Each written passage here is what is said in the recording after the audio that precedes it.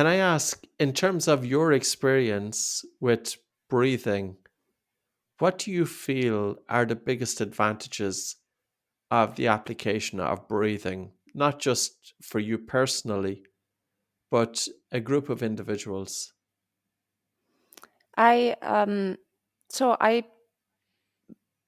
introduced your breathing techniques in my program, and from what people were saying was, for one, that a lot of these exercises were relaxing for the mind, for sure.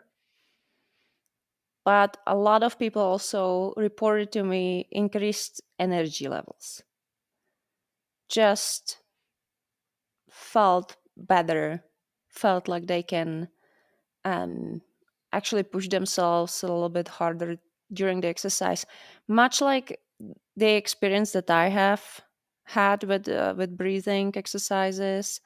Um, a lot of people had the same. There were a couple people that felt more anxiety and felt, yes, those were the people who also reported that they are generally just really stressed out and are really going through some difficult times.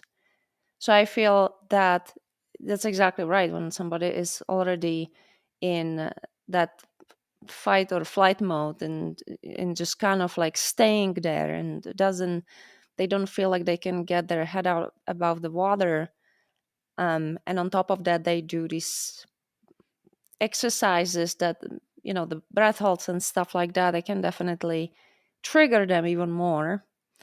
So um you recommend they can still do these exercises, but be more gentle, right? Don't try to push yourself too hard with the breath holds. Do less seconds with the breath holds. Would that be right? Yeah, totally. I find it fascinating. So, if you think of the groups of people that you're putting it out there, and the one thing that they're all coming back with is an ability to help headspace, to bring Mm-hmm. a quietness to the mind, to improve their energy levels. And I think that's what we're all looking for. So Yeah. you're right, people who have anxiety. Now, it could be, say, for example, somebody who's just going through a hard time and their head feels quite heavy at that. But the question that I would say to that individual is, if we continue thinking about the situation, how does that make us feel? Mm-hmm. And it doesn't help. And sometimes we can think ourselves into such a situation, and it's almost as if we're digging a big hole, or we have a bucket of water, muddy water, and we're just stirring it and stirring it and stirring it and stirring it, and we never get to see the bottom of it. But in that instance, even though it's not always the easiest thing to do, it can be the right thing. Bring our attention onto the breath, even if it's just for a couple of seconds. Yes, the mind wanders out because there's an emotional charge there, but we bring our attention back onto the breath and we just gently work with it. And if we can bring our attention onto our breathing for maybe 5 or 10 seconds, well, that's 5 or 10 seconds out of our mind. I suppose the question, Zuzka, is this isn't about trying to get perfectionism. This is really about seeing what can we do with the breath that suits us.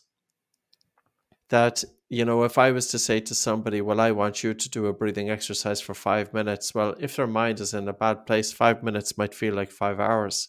Yeah. So for that person, can you do a breathing exercise for 5 seconds? Mm-hmm. Can you have your attention on your breathing for 10 seconds? And this is really where it's about. And, you know, for that person, they will get even more out of it than a person who's already in calmness and clarity of mind. I think the best people to work with and the best people who really feel a massive difference are the people who are coming from not a good place, but they Mm-hmm. also have the comparison. Yeah. So the second point then was air hunger is a tricky one. I've made most mistakes with the breath holds. And the reason being is it kind of makes sense when we think about it.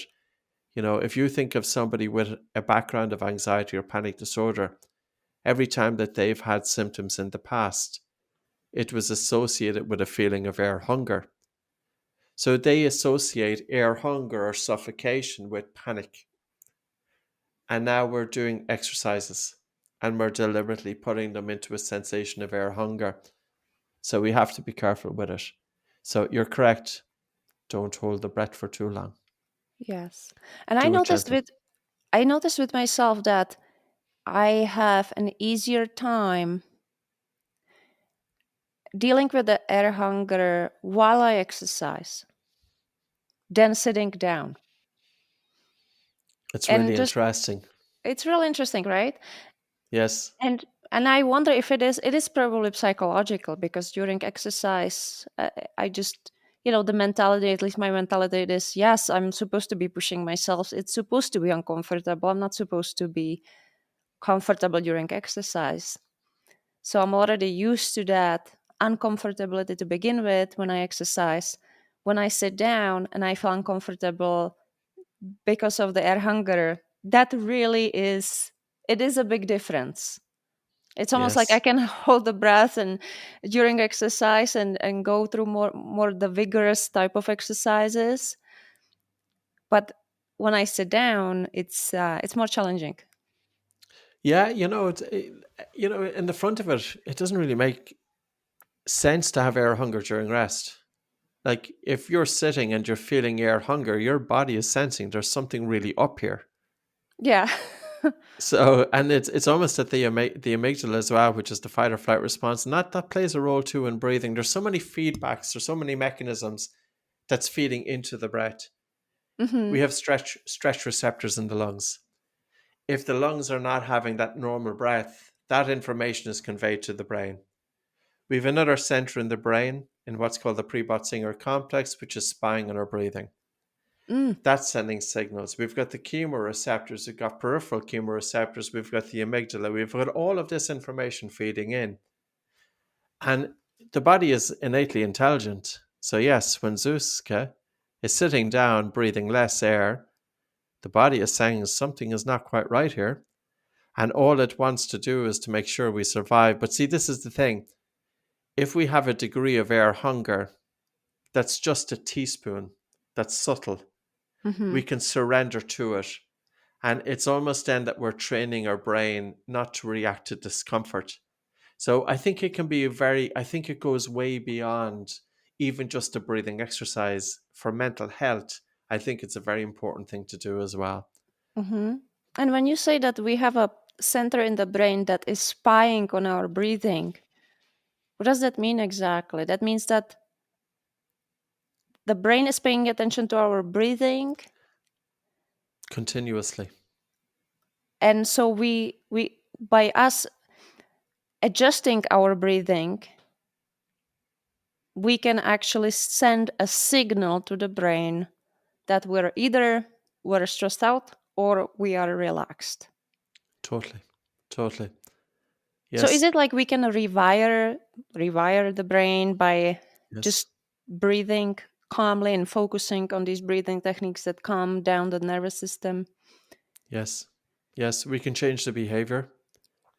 We can alter the behavioral pattern of breathing. So it was back in 2017 that researchers, they were Stanford Medical School, and they first identified this structure in the brain in mice. Hmm. And the Prebot-Singer complex is typically the part of the brain that regulates the rhythm of our breath. Hmm. So, for example, if we're breathing in for 2, 3 seconds and breathing out for 3, 4 seconds, that's the function of the Prebot-Singer complex. But also in that part of the brain, there's a cluster of cells that are literally spying on breathing. So, say, for example, we're going into a meeting and we're feeling a bit stressed. Our breathing is that little bit faster. Our breathing is upper chest. Our brain is picking up that our breathing is after getting faster and upper chest. And the Hmm. brain now is interpreting that the body is under threat. And the brain is saying, okay, there's a threat externally. The brain is here to protect the body. So now the brain wants the person to get out of the situation and puts them into that fight or flight or possibly freeze response. So they're walking into a meeting. While they're walking in body, their brain is saying, get the hell out of here as quick as possible because there's a threat outside. So there's a conflict going on. But I think we can use it to our advantage. Knowing that our brain is spying on our breathing, we, by paying attention to our breath, can then tell the brain that we are safe. And that's the exercise that we were doing earlier on. And it's especially that subtle one. Soft breath in through the nose and the really relaxed and a slow and a gentle breath out through the nose. So the way Yes. I understand it is that we either can be on autopilot and have the brain regulate our breathing for us. And that means that the brain can decide we're going to be stressed out all day, right? It's very true. Yes, Or we yes, can or we can take charge and we can actually show the brain with our breathing, intentional breathing, that we are relaxed. The brain will notice that and adjust. totally, totally. And I think you've probably struck a note there that's so important. You know, we have an ability to be able to manage our stress, going way beyond what most people would ever think about when they think about breathing. Mm. And it's there for us all the time. And again, it's so simple. It's so simple. You know, I think anybody knows that when they get stressed, they typically breathe faster and more upper chest. They sigh more. They may stop breathing. Well, guess what?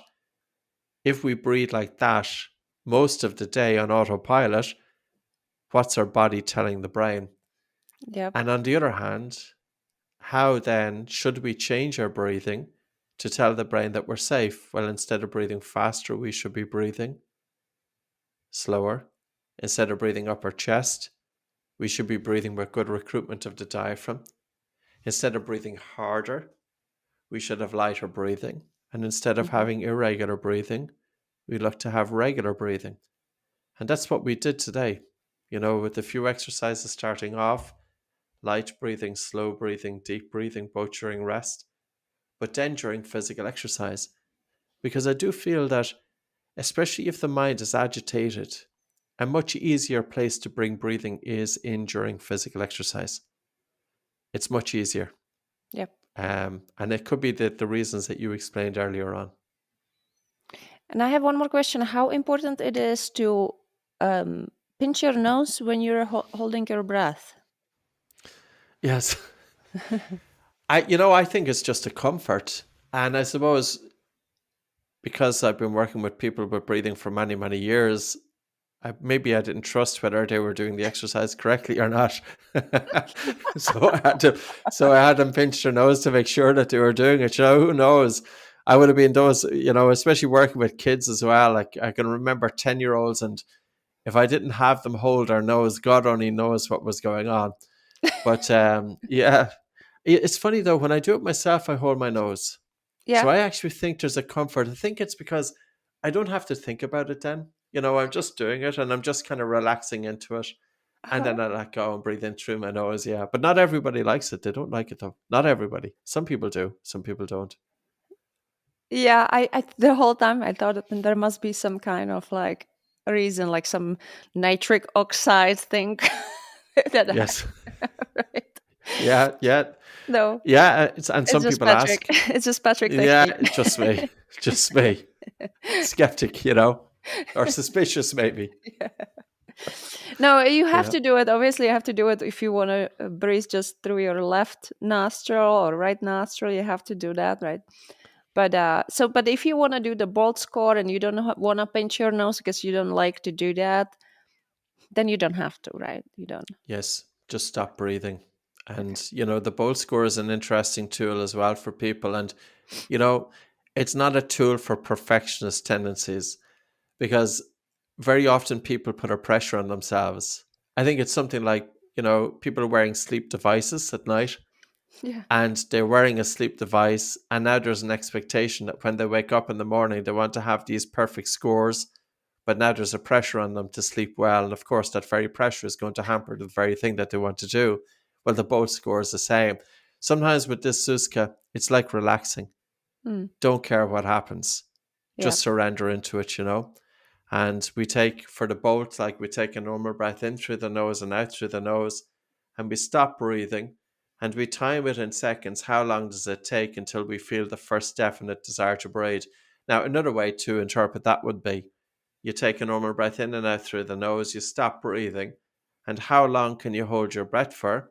and still have normal breathing when you resume breathing. Mm-hmm. And it's an interesting score as well for people, because if one has a lower breath hold time, it does imply that breathing is that little bit faster and harder. But what I would say to people is go easy on themselves, you know. You don't want to be setting an undue pressure, because that's not what we want to do. We've plenty of pressures in life. We don't want to be adding another pressure on. All I want to do is we want to be alleviating those pressures, you know, as opposed to adding one on. So I'd say people, yeah, use the bolt, but don't get too hung up about it.